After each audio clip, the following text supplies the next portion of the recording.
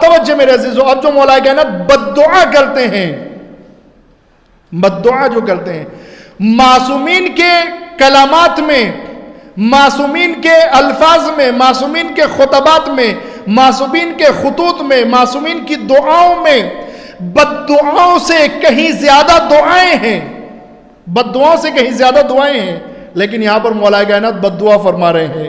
البتہ جگہ جگہ پر بد دعائیں ہیں، ایسا نہیں کہ بالکل بھی نہیں ہے، لیکن فرماتے ہیں یہاں پر اللہم اخذلہم ابدا، خدایا یہ جو غلو کر رہے ہیں، مولا کائنات کس کے بارے میں فرما رہے ہیں؟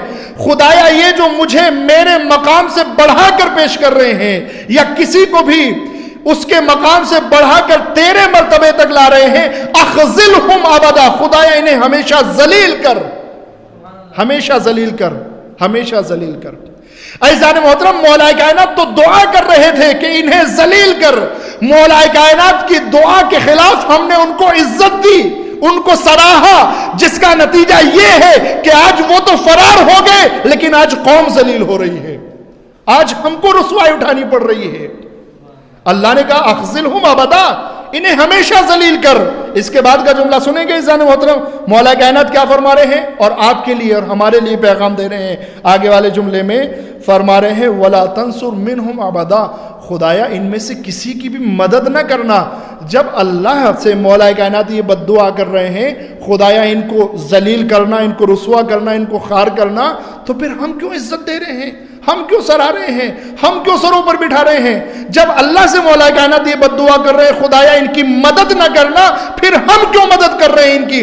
میرے عزیزو، ایک کلپ شیئر کرنا بھی ان کی مدد ہے، ایک کلپ شیئر کرنا بھی ان کی مدد ہے، ایک لنک شیئر کرنا بھی ان کی مدد ہے۔ توجہ فرمائے عزیزان محترم، جس طریقے سے وہاں پر سننے والا داد دے کر مدد کر رہا ہے، مجلس میں شرکت کر کے مدد کر رہا ہے، ویسے ہی ایک کلپ شیئر کر کے بھی ان کی مدد کی جا رہی ہے۔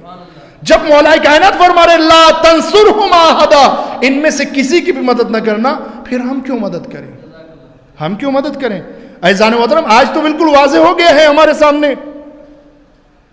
رمضان میں آپ دیکھیں، جب رہبر معظم اعلی اللہ مقامہ آپ نے فتویٰ دیا، آغا سستانی نے فتویٰ دیا، آغا حزب اللہ نے کہا کہ اہل سنت کے مقدسات کی توہین حرام ہے، تو ان لوگوں کو بہت برا لگا، اس لیے کہ انہوں نے قرآن اور احادیث اور مصلحت امت کے مطابق فتویٰ دیا تھا۔ لیکن میرے عزیزو، جب یہ مجبور ہو گئے، لوگوں کے درمیان گر گئے، تو خود ان کو اپنی زبان سے کہنا پڑا۔ کل وہی جو ان کو برا کہہ رہے تھے اس فتوے کے لیے، یہ لوگوں کے درمیان اتنا مجبور ہو گئے، رمضان کے پروگرام میں کہنا پڑا کہ ہاں ان کا احترام واجب ہے، ان کی توہین حرام ہے۔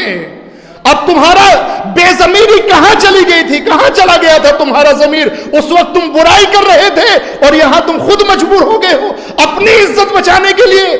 یعنی سب کچھ جو ہے وہ پرسنل رہ گیا ہے، سیلفش ہے، قوم کچھ ہے ہی نہیں۔ اور عزیزان محترم، ہم اتنی نادانی کرتے ہیں، ہم سمجھتے نہیں ہیں۔ ہم نے جو ہے وہ رمضان ہی سے باقاعدہ پلان کے ساتھ کام ہوا، رمضان سے باقاعدہ پلان کے ساتھ کام ہوا۔ اور آپ دیکھیں محرم تک جو ہے وہ ایک انسان جیل میں ہے، محرم سے پہلے آزادی ملتی ہے۔ پاکستان جیسے ملک میں آزادی کن کے ہاتھوں ملتی ہے؟ علی کو خدا کہنے والے کو آزادی دلائی، علی کو توہین کرنے والوں نے، علی سے نفرت کرنے والوں نے، پلان کے ساتھ، پلان کے ساتھ میرے عزیزو۔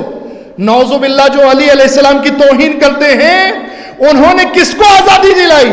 اس کو آزادی دلائی جو علی کو خدا کہتا ہے۔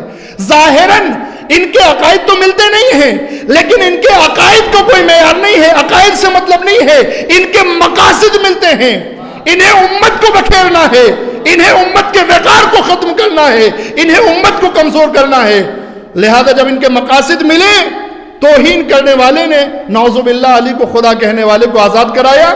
اس کے بعد جو ہے وہ انہوں نے مجلس پڑھی، اور مجلس پڑھنے کے بعد جو ہم بعد میں دیکھ رہے ہیں، ان کو پہلے سے معلوم تھا کہ کیا ہونے والا ہے۔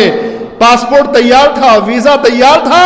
اور عزیزان محترم، اگر وہ شیعہ ہے تو شیعوں کی سب سے زیادہ حمایت کرنے والا ملک یا تو ایران ہو سکتا ہے یا عراق ہو سکتا ہے۔ پھر ان کو بھاگ کر یا تو ایران جانا چاہیے یا عراق جانا چاہیے۔ لندن جانے کا کیا مطلب ہے؟ کیا مطلب ہے لندن جانے کا؟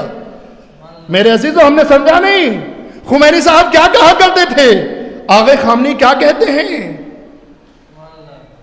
یہ انگلیسی شیعت، یہ میرے عزیزو اسی کا نام ہے انگلیسی شیعت، یہ انگلیسی تشیع ہے میرے عزیزو۔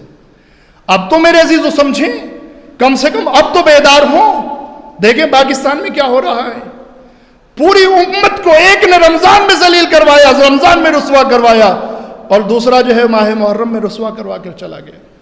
اب پوری امت جو ہے وہ ایک دوسرے کے مقابل میں کھڑی ہوئی ہے، ایک دوسرے کے مقابل میں کھڑی ہے۔ عزیزان محترم، ان کو دین سے کوئی واسطہ نہیں ہے، ان کو قوم سے کوئی مطلب نہیں ہے، ان کو دین اور قوم سے کوئی مطلب نہیں ہے۔ میرے عزیزوں، اگر دین لینا ہے تو تاجر سے نہیں، عالم دین سے لیں، اس لیے کہ تاجر آپ کو صرف چال بازی، مکر و فریب کے ذریعے بزنس کرنا سکھا سکتا ہے، لیکن دین نہیں دے سکتا ہے۔ اگر آپ کو دین لینا ہے تو عالم دین سے لیں۔ میرے عزیزوں، کس کے حوالے ہم نے ممبروں کو کر دیا ہے؟ البتہ بعض لوگ تو ممبر کا استعمال نہیں کرتے، چونکہ انہیں کا صحیح ترجمہ اس جملے کے مطابق کرتا ہوں۔